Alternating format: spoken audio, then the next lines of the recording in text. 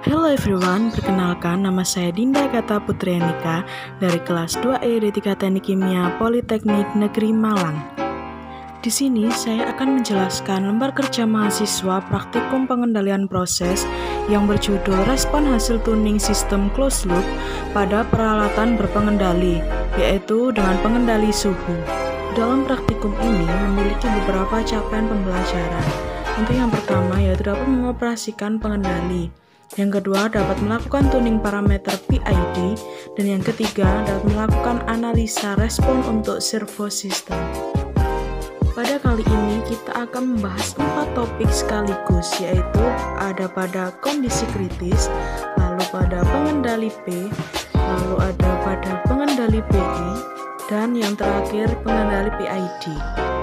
Untuk yang pertama, saya akan menjelaskan pada kondisi kritis terlebih dahulu. Pada kondisi ini, kita mendapatkan data hasil pengamatan, yaitu berupa PBJ yang sudah diketahui, yaitu sama dengan 4,5. Lalu untuk tabel data hasil pengamatan, yaitu terdapat T dalam satuan sekon dan persen PV. Berikut ini merupakan data pengamatan dari hasil kondisi kritis. Data yang didapatkan sangat banyak sekali. Berikut ini data yang terlampir.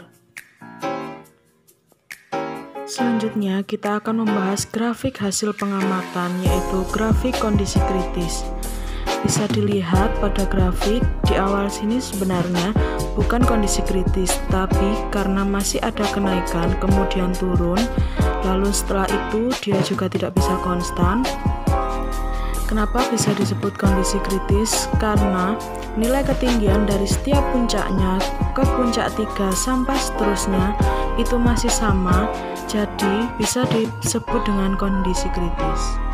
Selanjutnya kita akan menentukan nilai PJ berdasarkan grafik di A1 tadi dan parameter pengendali untuk tuning menggunakan metode Ziegler-Nichols.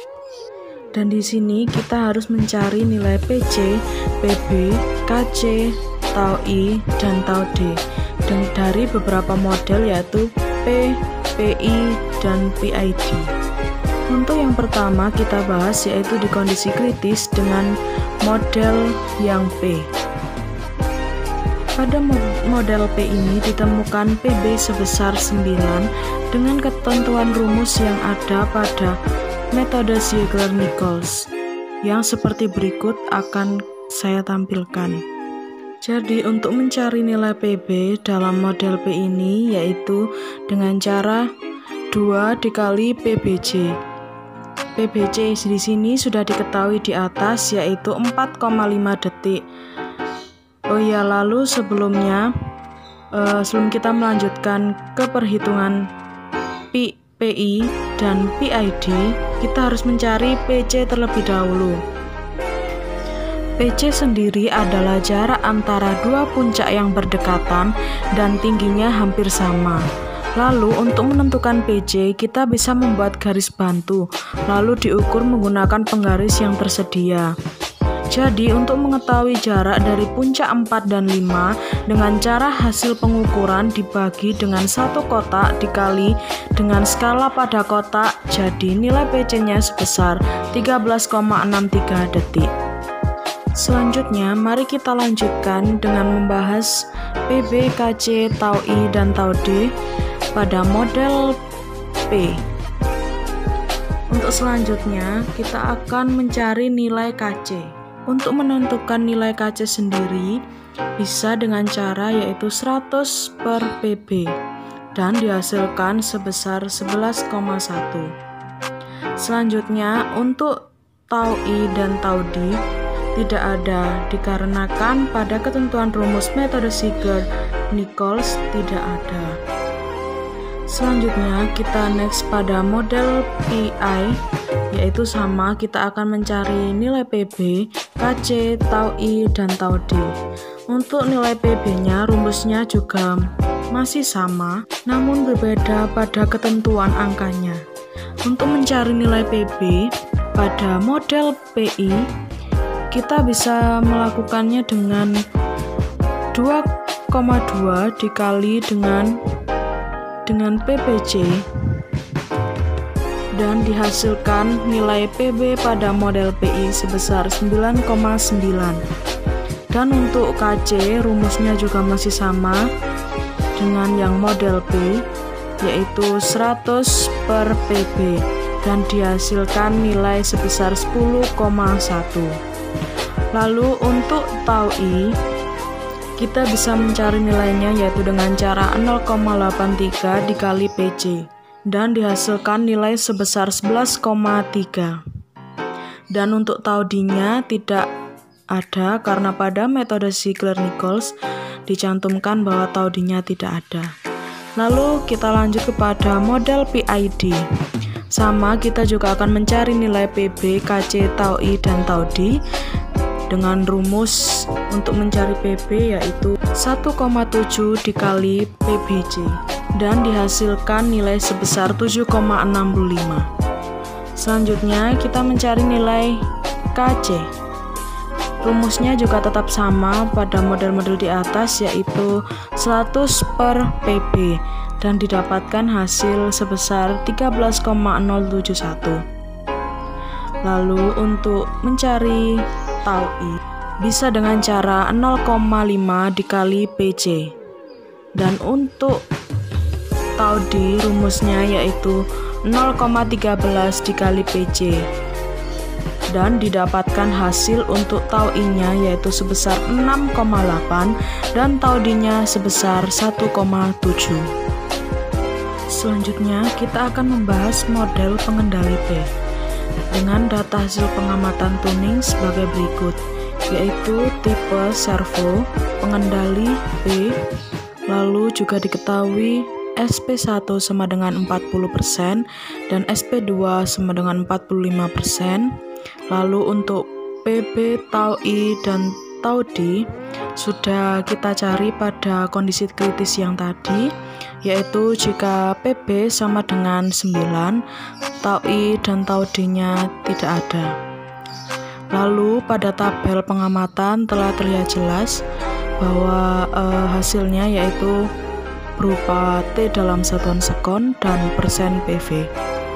Dan berikut ini adalah hasil data pengamatan pada tuning. Lalu dengan data-data pengamatan yang ada di atas, kita dapat menggambarkan grafik seperti berikut. Setelah kita menggambar grafik seperti itu, kita akan menentukan analisis parameter respon hasil tuning. Di sini ada beberapa parameter, yaitu ada overshoot, dan decay ratio, lalu peak time, lalu rest time, lalu ada response time, lalu ada period of oscillation, lalu dan yang terakhir ada offset. Kita akan membahas satu persatu. Untuk yang pertama yaitu overshoot. Overshoot ini persamaannya adalah A per B. A ini adalah jarak dari puncak ke nilai akhirnya. Karena grafiknya panjang, disarankan menggunakan garis bantu antara nilai set point-nya dan nilai akhirnya, supaya mudah untuk menghitung A dan B-nya. Dan cara untuk mendapatkan nilai A, kita dapat melakukan yaitu perhitungan yang jarak dari puncak kita dapatkan sebesar 45,4 dan nilai akhirnya adalah 44,3. Lalu dikurangi dan didapatkan nilai A sebesar 1,1. Lalu untuk mencari nilai B yaitu hampir sama dengan menghitung nilai akhir yang ditemukan sebesar 44,3 dikurangi dengan nilai pertama kali untuk mencapai puncak yaitu sebesar 41,8 dan didapatkan hasil sebesar 2,5. Jadi untuk overshoot didapatkan hasil yaitu 1,1 per 2,5. Selanjutnya mari kita bahas yaitu decay ratio. Decay ratio ini memiliki persamaan yaitu C per A yang artinya puncak kedua dibagi puncak pertama. Jadi caranya juga hampir sama seperti mencari overshoot tadi, yaitu untuk nilai C-nya yaitu 44,6 dikurangi 44,3 yaitu sama dengan 0,3. Lalu untuk A-nya yaitu 45,4 dikurangi 44,3 dan sama dengan 1,1. Jadi didapatkan hasil dari decay ratio yaitu C per A sama dengan 0,3 per 1,1.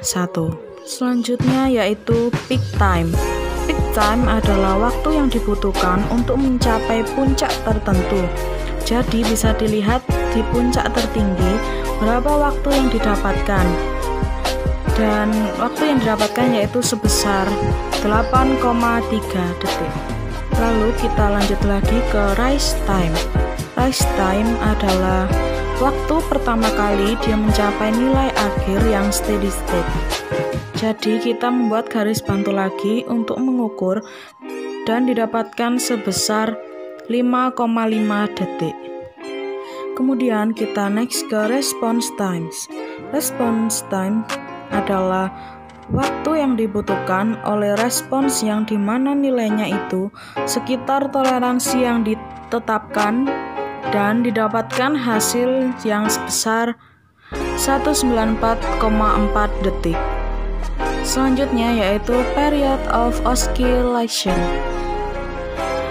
Period of oscillation adalah jarak antara puncak 1 ke puncak 2.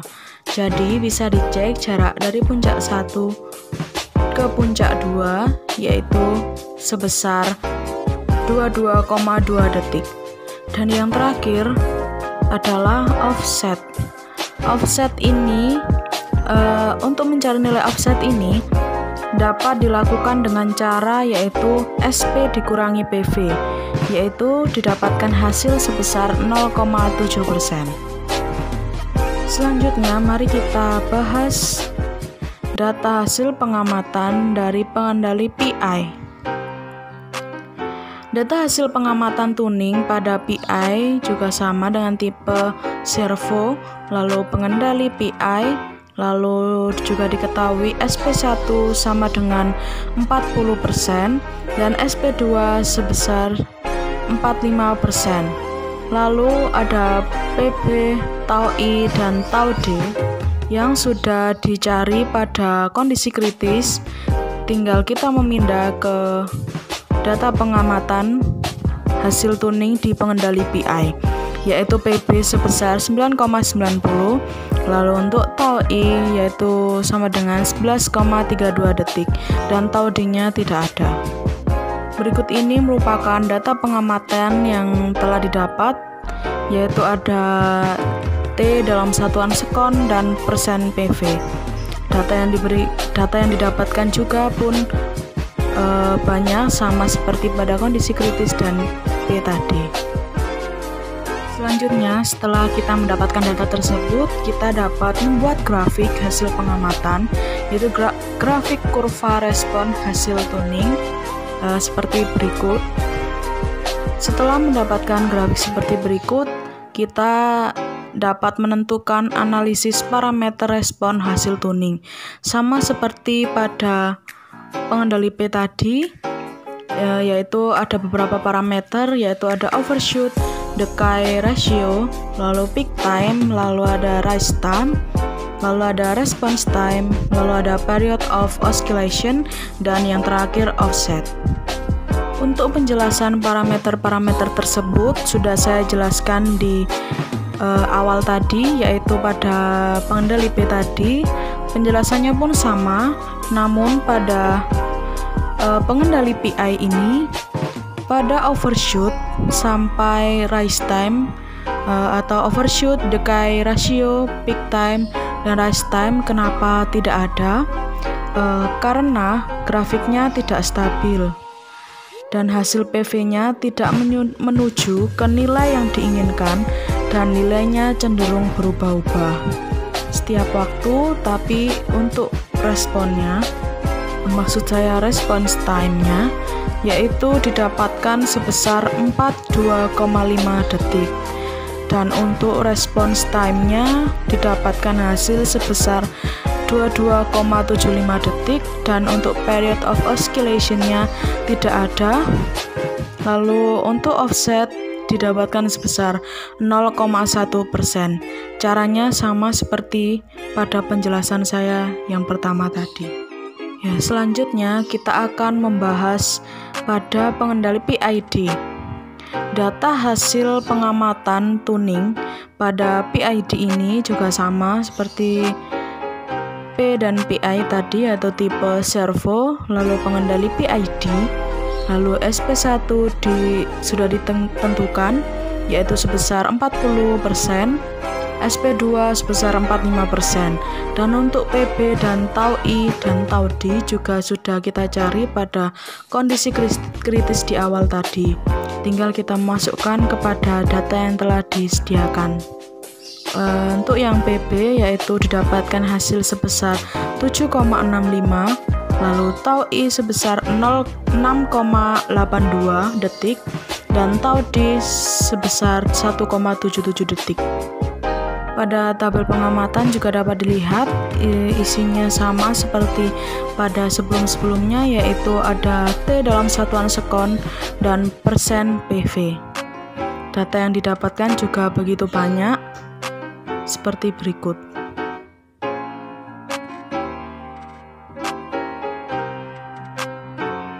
Setelah mendapatkan data-data tersebut, kita dapat kembali membuat grafik hasil pengamatan, yaitu grafik kurva respon hasil tuning yang seperti berikut.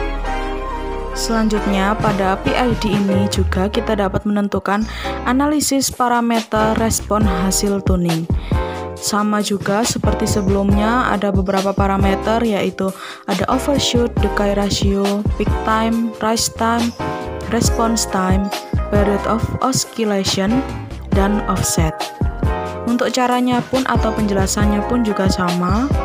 Jadi di sini saya akan menjelaskan hasilnya atau nilainya. Untuk yang pertama yaitu overshoot, didapatkan nilai sebesar 0,3 per 6,8 dengan satuan cm. Lalu untuk yang kedua yaitu decay ratio, didapatkan hasil atau nilai sebesar 0,3 banding 0,3. Lalu untuk peak time yaitu ada 18,75 detik. Lalu untuk rise time didapatkan hasil sebesar 12,5 detik, dan response time yaitu didapatkan hasil sebesar 40,625 detik. Untuk period of oscillation-nya tidak ada. Lalu yang terakhir yaitu offset, didapatkan hasil sebesar 0,1%. Demikianlah presentasi dari saya, semoga dapat bermanfaat. Terima kasih.